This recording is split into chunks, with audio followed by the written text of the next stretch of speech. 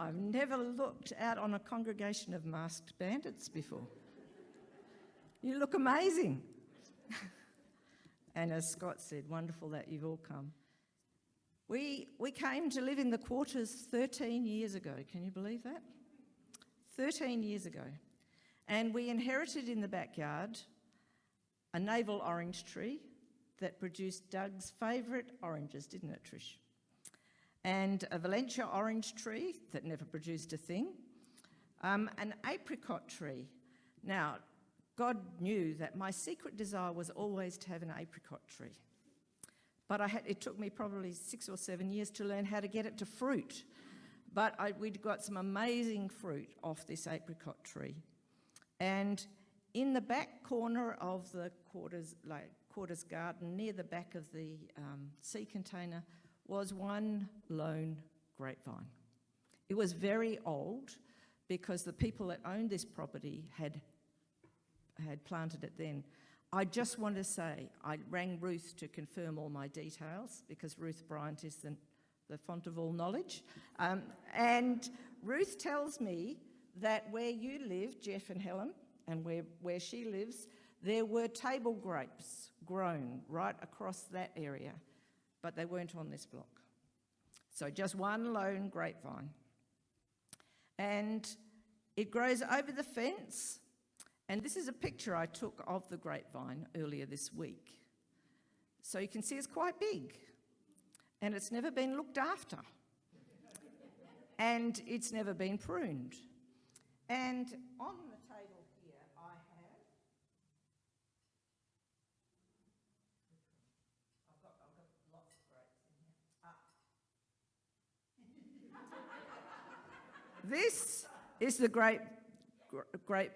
the grapes that are furthest away from that vine. I can tell you they are absolutely delicious, but they are quite small. It does improve because these ones, and Scott didn't know that the grapevine grew over the fence. So Scott, this is what you've been missing out on. So these are absolutely delicious. They're a bit closer to the vine, and you can see they're a bit bigger. So they're amazing. However, I went to Gilbert's, and in great expense to the management, these are the grapes I bought at Gilbert's. And Michael has been eyeing them off, and I hid them in the fridge. Behind the zucchinis, because I didn't think he'd look at the zucchinis. And because they're just amazing, aren't they? So what made the difference? Why is there a difference? Can you speak behind those masks? One was tended, yes. Any other reason? Anything? How were they tended? Pruning. Right. Who likes pruning? You do like pruning. I quite enjoy pruning, but I hate being pruned. It's a bit painful.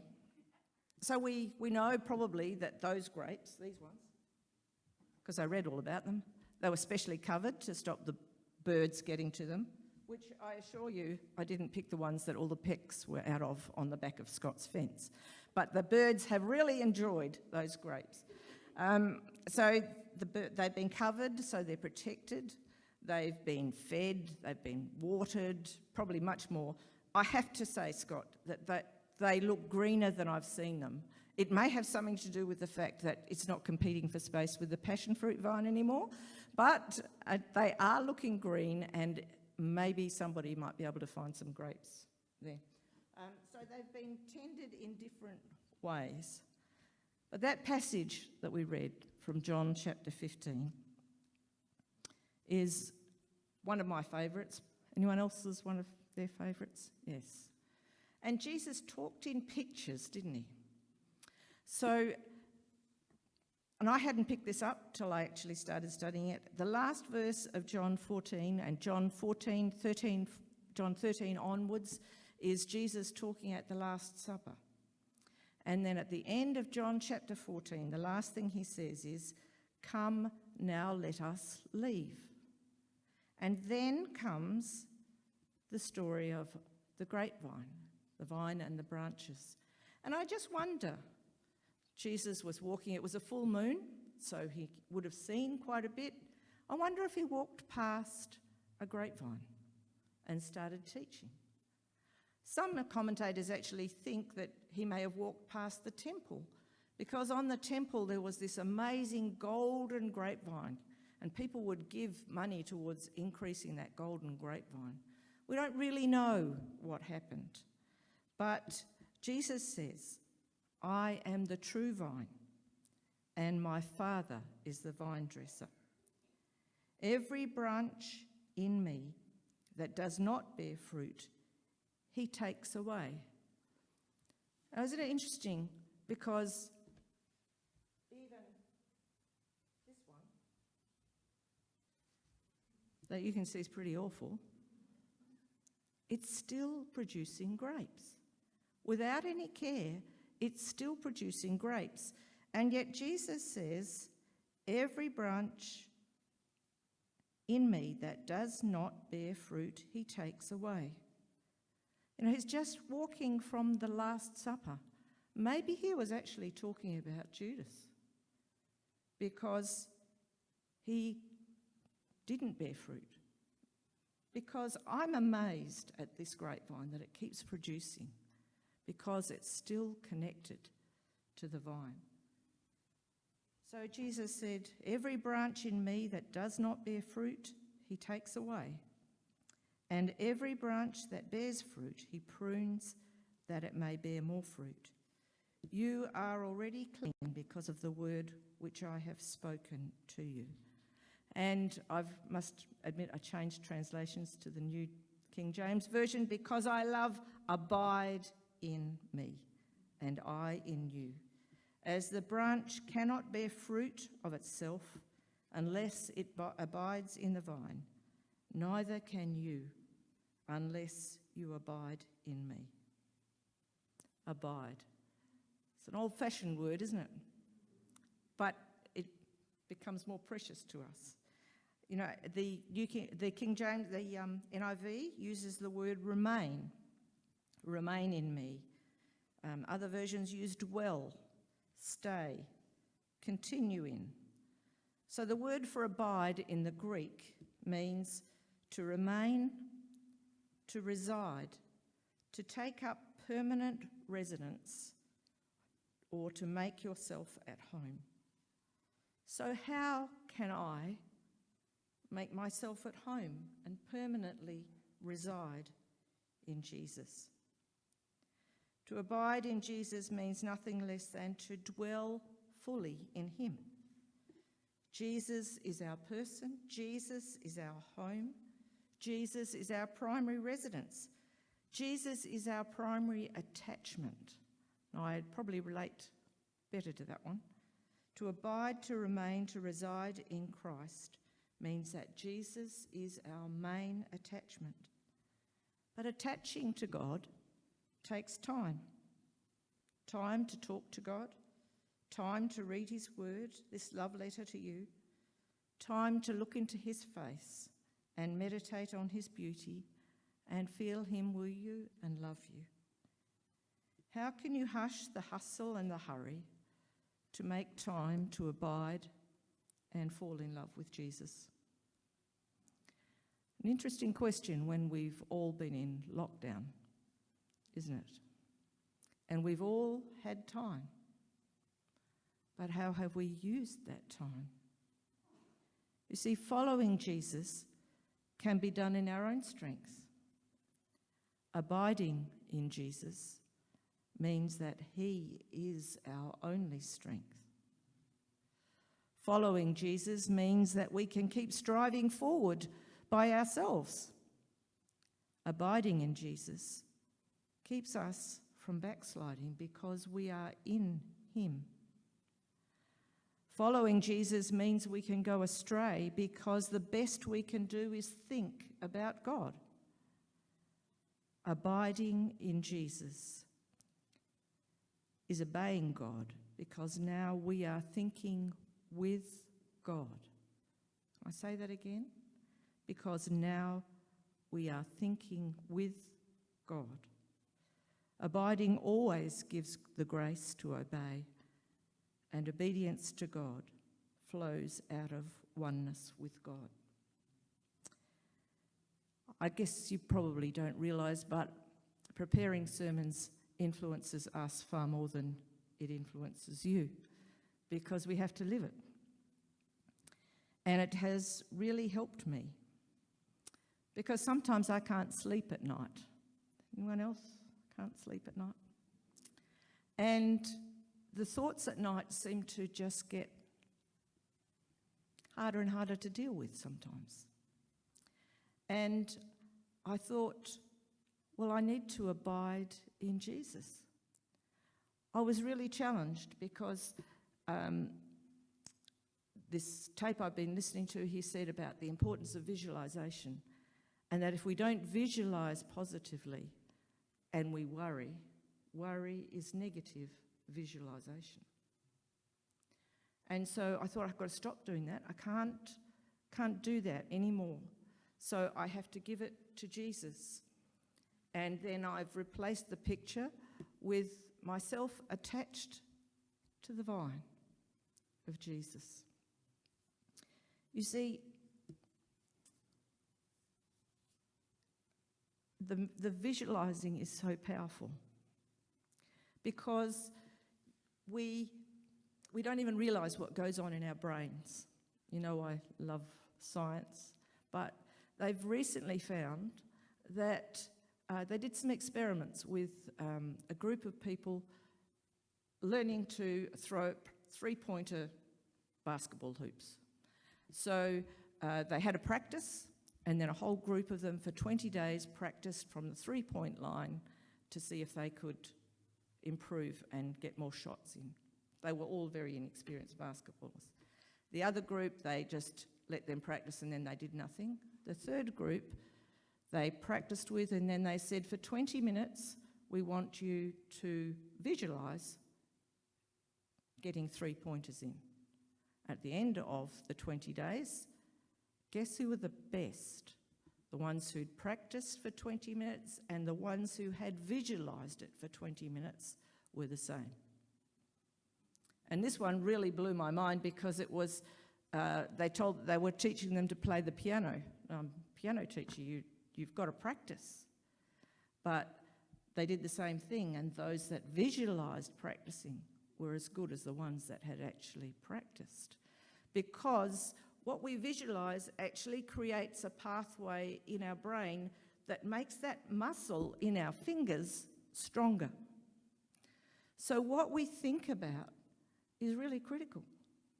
So if we want to be abiding in Jesus, that's what we need to be thinking about. And Jesus says in this passage, in John chapter 14, he says, "My peace I give to you." Jesus is saying, I give you my peace. Jesus' peace gives to us. He also says, my joy I give to you. I've got Jesus' joy available to me. And he also says in that passage, my love I give to you. And I spend my time thinking rubbish thoughts when I could actually be thinking about and developing that abiding in Jesus by thinking about his love, his peace, his joy, that he gives to me, he's promised he would give to me. Now, Jesus didn't have an easy life. He had friends that deserted him. He had all the people that should have known best. They were his greatest enemies. But I don't see Jesus reacting like we do. I see him loving, forgiving, and all those things, and that's what I need in my life. Because life throws some really curved balls sometimes, and you know that we've had some of those lately. So how do we maintain that abiding in Jesus through those really tough times?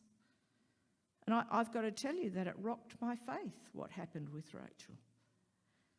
And I found it really hard. But do you know what? There's the picture of a fire with glowing coals. If you take one of the coals out of the fire, it goes dead very quickly. So we have had an incredible number of godly people who have been there for us. Family, friends, and a very special part of that has been our life group. I see them here, three of them here this morning, Charlie and Roz and Baden. And they, together with Sam and Kyle, we have shared together, we've cried together, we've encouraged each other to strengthen our attachment to Jesus. Every night, at the end, the last thing we do is pray together. And we leave filled up with God. And that's what's kept me going. And I know many of you have prayed for us as well. And I'm so grateful. We are so grateful for that. We've shared stories of God's faithfulness. We need those stories from each other. We need to hear how God was faithful and what he did in this circumstance and what he did here. Because that grows our faith. It grows us into bigger grapes. Because it's not just us. It becomes the group around us that become part of our story and they grow us as well. Has it been easy going to life group? Well, frankly, sometimes no. Because I used to have to travel up on the train. I'd leave at 7 o'clock. I'd get home at 5:30, 5:45. I'd have to be at life group by 6:30. We never made it, by the way. We leave home at 6:30 now. But it was hard. I'd be tired. And loving people can sometimes be really hard. Because there's been times that I've come home so sad and grieved with what my friends are going through and I haven't been able to help them. That's the cost of love. And this is what happens when we love one another deeply. Let me just read John 15 from the Passion Translation. I had to have that, Scott. I am the sprouting vine and you are my branches. As you live in union with me as your source, fruitfulness will stream from within you. But when you live separated from me, you are powerless. When your lives bear abundant fruit, you demonstrate that you are my mature disciples who glorify my Father. What is this abundant fruit? What is it? It's Christ-likeness. It's being like Jesus. And it's just going to flow automatically if we're connected and attached to Jesus and allowing his love, his peace, his joy to become ours. Then it just grows, doesn't it? It's not hard. It just means we have to make it a priority. And we have to make it a priority in our thinking. I left that bit out earlier. So going back to the passion. I love each of you with the same love that the Father loves me. You must continually let my love nourish your hearts. Is that hard? Letting Jesus' love nourish us just takes time and thinking and dwelling and abiding. It will nourish our hearts. If you keep my commands, you will live in my love, just as I have kept my Father's commands, for I live continually nourished and empowered by his love. That's how Jesus lived. He lived continually nourished and empowered by his Father's love. He had to do the same thing we have to do. My purpose for telling you these things is so that the joy that I experience will fill your hearts with overflowing gladness. So this is my command: love each other deeply, as much as I have loved you. And then verse 17, so this is my parting command: love one another deeply. And you know what? It's really hard to love one another deeply if we don't know each other. If we only see each other on a Sunday over a coffee, we don't know what's going on in each other's lives. Scott said we're going to be looking at the life of Jesus as we journey towards the cross. In the latter part of Rachel's life, when we go up to Joondalup, she would want to watch a movie. It's called The Chosen. Has anyone watched The Chosen? So The Chosen has been put together and it's been paid for by Christians. So it's freely available and it's an incredible picture of Jesus' life. And as I watched it, there's one about the healing of the leper and the wonder on this leper's face. But it's little things that really spoke to me, like, where did Jesus live? Where did he sleep? In this picture, they have them setting up camp and putting camp down. Probably lived in a tent sort of thing. And when you actually look at the list of Jesus' 12 disciples, you see Simon Peter's always mentioned at the top. And then there's Peter, James, John, and Andrew in different orders in these lists. And this is a challenge for you to have a look. And then after that is always mentioned Philip, and then 3 other people. And then James, the son of Alphaeus, and then 3 other people. Maybe they're all listed in that order because Jesus actually broke the disciples up into smaller groups. Because who was responsible for setting up the tents? Who was responsible for doing the food? We don't know because we don't think about that with Jesus. But we do know that Jesus had a group of friends that were closer to him than the others. There was Peter, James, John, and sometimes Andrew. And Jesus took them up the mountain of Transfiguration with him. He took them with him to the Jairus' daughter when she was, Jesus said she was sleeping and she came awake again. Because Jesus needed to train these men. These were the men that would be the leaders of the church. And Peter was a blustering fool and he had to be changed. And the only way he could be changed was to spend time and learn about Jesus. And what about John? I was reading this morning I was reading John 13, and John was leaning on Jesus' breast at the Last Supper because he was the disciple that Jesus loved. How poor we would be if we didn't have the Gospel of John and John's stories about how much Jesus loved us. They got there because Jesus took them and taught them, and they learnt together what Jesus was like. So can I encourage you, in Scott's words too, to be gathering groups together as we prepare for this Lent. But you know what? I want to encourage you to make Jesus the focus of your meeting together.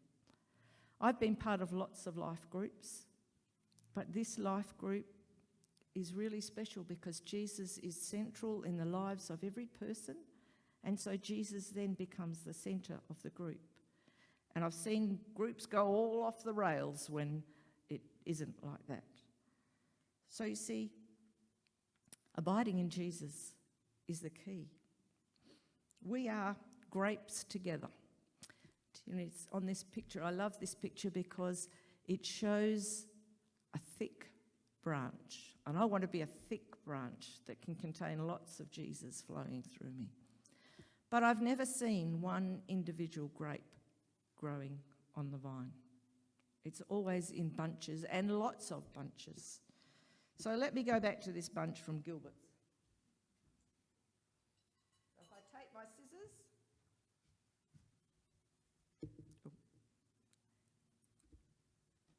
there's a smaller group. But then, I can cut it into a smaller group. And I can cut this one off. This has only got 2 on it. So even in the shape of the grapes, there's small groups. And, here's one. This is a big one. That one. Well, this one divides into 2 bigger groups, like that. That's how we grow. And that's how we can become more like Jesus.